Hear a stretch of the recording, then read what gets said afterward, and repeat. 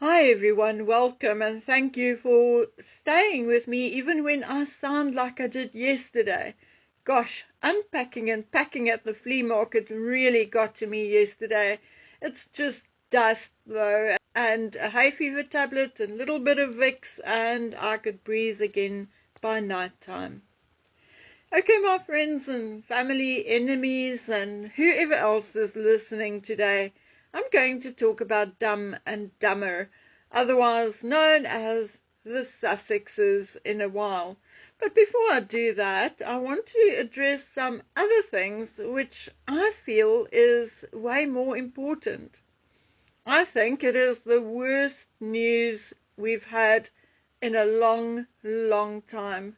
Yes, indeed, Germany's armed forces deployed and are stationed along NATO's eastern flank in Lithuania. You see, I was and still am a little irritated with Donald Trump about certain things, and I certainly do not agree with him on everything or how he's handling certain things. But he was certainly right when he told that little short shit Hitler-type comedian that he was gaslighting the world into World War III. I truly cannot believe Europe fell for this rubbish. Good Lord, put a fence around it and look the other way. When last did any of you stop and ask the people of Ukraine what they wanted? And then to top it off, explain this to me. Amid the war with Russia, Ukraine is building a $1.4 billion ski and holiday resort in the Carpathian Mountains. Yes, 25 hotels, ski areas, etc., over 127 hectares. Okay, I mean, it is in the west, far from the border with Russia, but it is still the same country, isn't it? So, on the one side, you parade around in military green, and on the other side, you flaunt your Dior and Givenchy and whoever else and your jewelry at a resort. Yes, my friends, something is not right here. Something is off. It is particularly off because of the scale of the war, or the scale it is taking on at the moment. We know there are NATO troops, British troops, and now German troops in various places along the Russian border. Now, I've no idea what is going through Russian generals' heads or how they see this. Are they scared? Are they nervous? Or do they see it as provocation and a challenge? Now, I'm not pro-Putin. I'm not, definitely not, pro-Zelensky. And Donald Trump is not someone I would necessarily want to be friends with. But where this war is concerned, I certainly and sincerely hope Donald Trump sticks to his opinion and keeps his American boys and girls home. What the British is going to do about Starmer and their sons and daughters who are already there, I don't know. All I know is that the more nations poke their noses in, the worse it is going to get, and the longer the war will last, and the more people will die. Okay, now from one piece of scary commentary to some sad news. I wanted to talk about the death of Richard Chamberlain yesterday already, but did not get to it. Oh my gosh, I cannot remember how old I was when I watched Thornbirds. I think it was in 1996, I read somewhere. So I must have been about 33, 34, I think. And before that, the 1980 Shogun, when I was about 16, 17 and a half, thereabouts, but I was still in my parents' home, that I remember. And both times I fell head over heels with Richard Chamberlain. Yes, I was not even put off when I learned of his sexual orientation. All I wanted was to look at him and to listen to his voice. And until today, I can still say, Wakarimas, Anji-san. I sincerely hope the man rests in peace, and one day, I hope, I can meet him up in the sky and just give him a hug. I was also very shocked to learn of the death of Val Kilmer this morning. He was only 65. Good golly. Really, friends, it makes me so sad to see some of the best ones go, one after the other.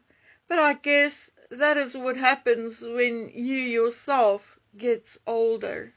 Okay, so now let's address something which I think we need to address in a serious manner. And I think it is something that the police in Britain and law enforcement in America, plus the palace and the king, better start paying attention to post-haste immediately, actually, like yesterday. Because I'm no psychic, but I also do not need to be one to know that it is only a matter of time before someone is going to get hurt. So what am I talking about? I'm talking about the Sussex squad.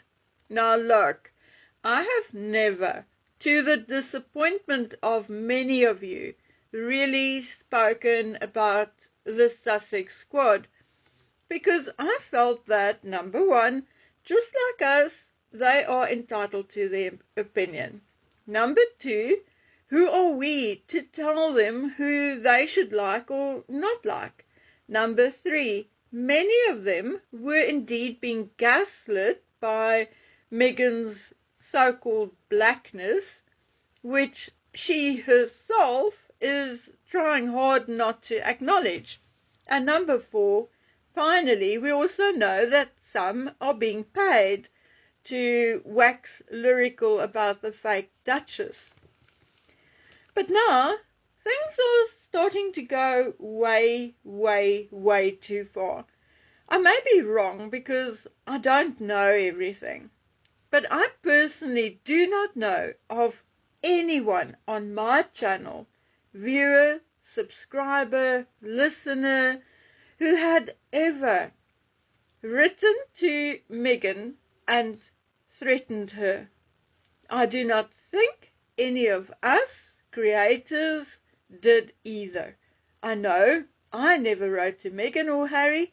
I'm sure Taz hasn't, nor Murky Meg, or the Sidley twins, or Neil Sean. We are just not the types to think we can threaten anyone. But when the Oprah interview aired, a day, 2 or 3 after, Kensington Palace received nearly 3,000 letters threatening Catherine. How many they received in the next few weeks, I do not know, but it was bad enough for the security around William and Catherine to be amped up for a while. Catherine also got 1 or 2 highly trained, plainclothes female officers for a while. That is how bad it was.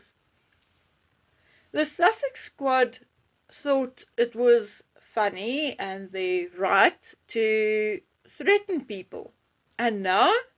Well, now they are like a pack of hungry wolves baying at the moon about Dr. Sophie Chanduka. It got so bad that Dr. Sophie had to shut down all her social media. The Daily Mail reports that trolls with hashtag Team Sussex in their posts called Dr. Sophie a house Negro, a derogatory term basically calling her black slave. They also called her fraud, jealous of Meghan, a liar, jumping on the hate bandwagon, and many other equal and more horrific things. These people who wish death on people are the same ones whom Harry and Meghan thanked for supporting them. The thing is that there is almost no point in going to the police. You see, you will land yourself in jail in England if you tweet something about Starmer or the government. But it is okay to threaten someone's life just because they don't like Harry and Meghan. In the United States, the squad is also largely being ignored. Until one day, one of them, who may be a little cray-cray, seriously hurts someone. And then?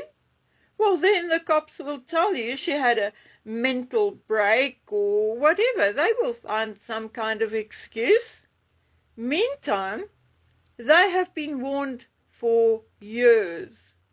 Charles wants to scale back the monarchy, but he continues to allow his wayward son and crazy wife to bear British titles. And I can almost guarantee you, if it has not already happened, one day someone will commit a serious crime in the name of Sussex, or then the Duchess of Sussex. Okay, guys, so for now, away I go. God willing, I will be back tomorrow, maybe even twice, because there's so much to talk about. So until then, please take good care of yourselves. Bye.